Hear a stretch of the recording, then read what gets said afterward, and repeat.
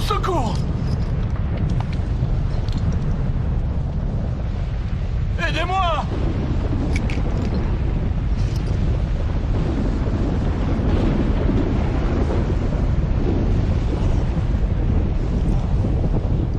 Au secours!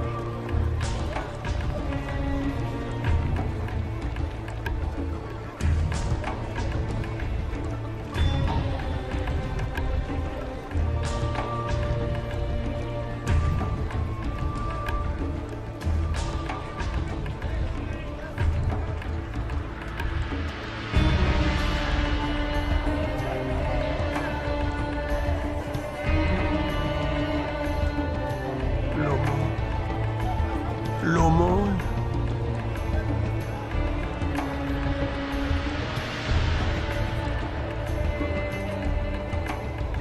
L'aumône. L'aumône. Comment oses-tu me toucher? Tu veux que je sois aussi sale que toi? Je ne devrais même pas te permettre de mendier à ma porte. Pardonne-moi, Seigneur. Pardonne-moi, je n'ai pas mangé depuis des jours. Je me demandais si je pourrais avoir un peu des miettes qui tombent de ta table. Des miettes qui tombent de ma table. Mais alors, que mangeront les chiens? Mes affaires m'attendent. Brûlez-moi ça, c'est infecté.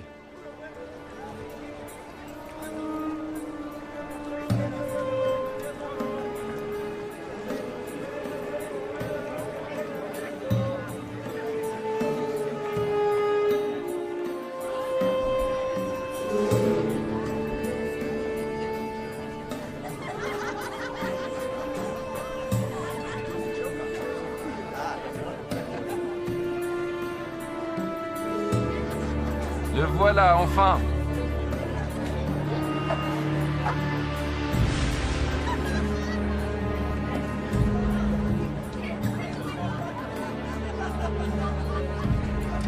Mon frère préféré.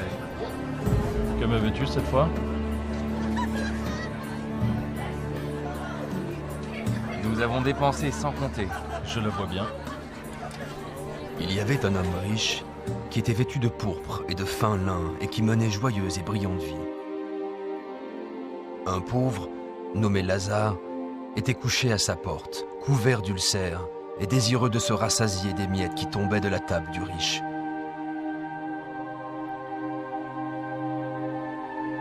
Et même les chiens venaient lécher ses ulcères. Oh. Oh. Oh. Oh. Dieu, aide-moi. Pourquoi? Pourquoi? Pourquoi?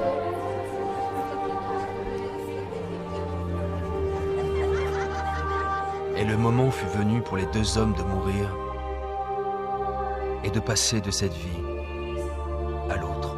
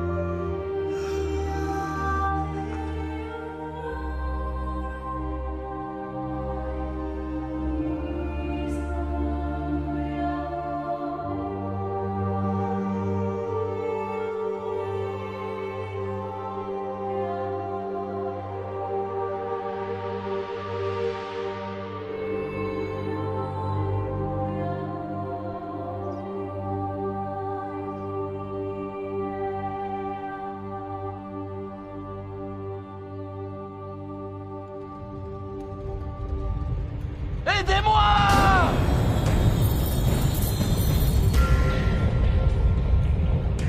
Au secours!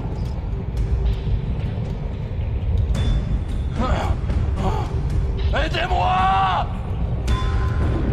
Ah!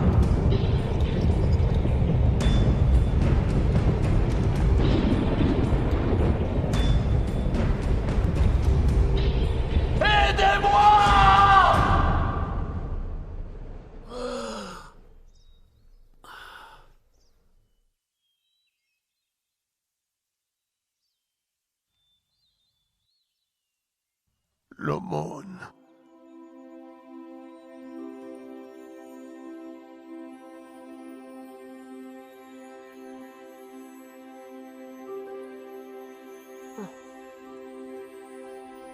Bienvenue. Père Abraham. Oui. Oui, je suis Abraham. Ah, Bienvenue au paradis. paradis. Oui, Lazare. Paradis!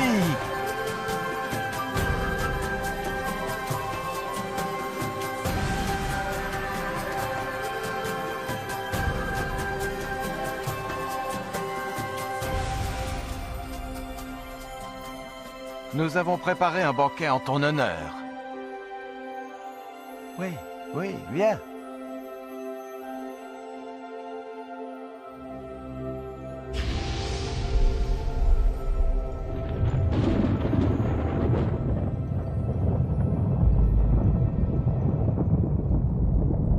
Père Abraham! Père Abraham! Aie pitié de moi!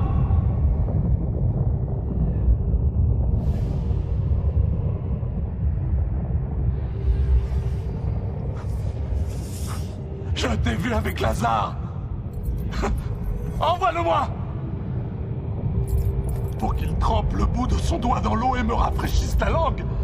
Car je souffre cruellement dans ces flammes!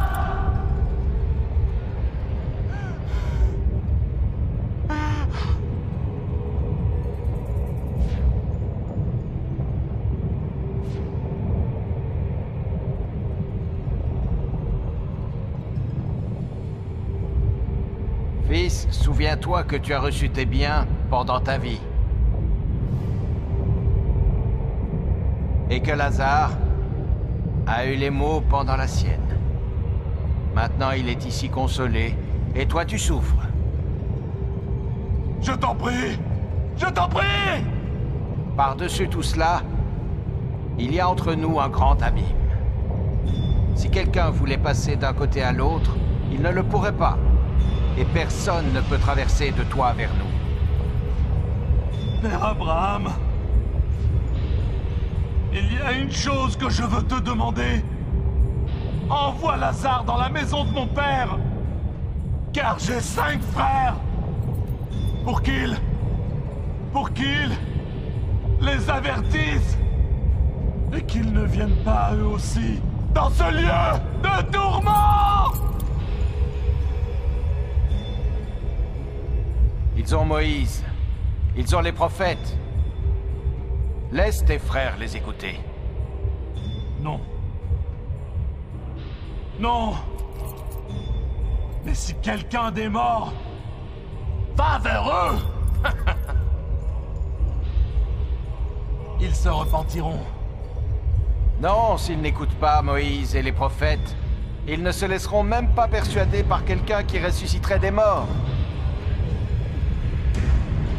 Je t'en prie. Non. Je t'en prie. Non. Je t'en prie. Non.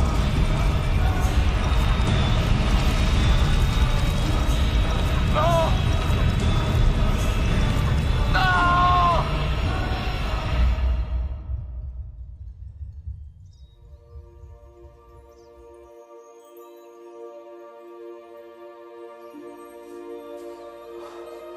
Lazare,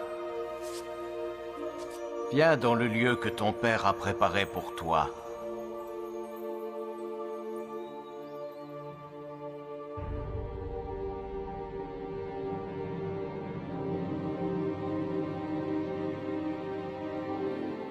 Maintenant, nous pouvons diviser ses biens. Nous serons tous riches. C'est ce qu'il aurait voulu. Où crois-tu qu'il soit maintenant? Il était riche dans cette vie. Je suis sûr qu'il l'est aussi dans l'autre.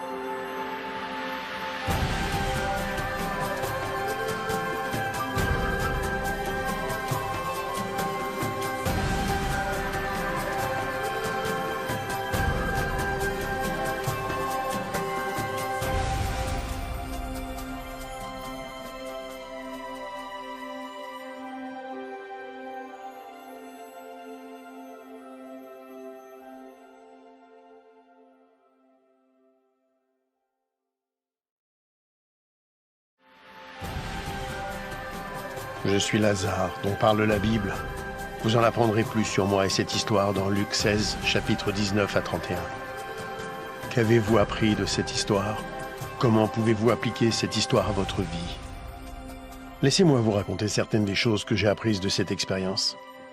Ce que Dieu m'a enseigné. J'étais un homme très pauvre. En fait, j'étais tellement pauvre que j'en étais malade, que je n'avais personne pour s'occuper de moi. Même les chiens venaient me lécher. À cause de ma condition, je me sentais insignifiant et sans espoir dans ce monde. Mais ma foi en Dieu n'a pas vacillé. Et à ma grande joie, lorsque j'ai ouvert les yeux au paradis, j'ai appris que je n'étais pas insignifiant pour Dieu. Il connaissait toutes mes pensées.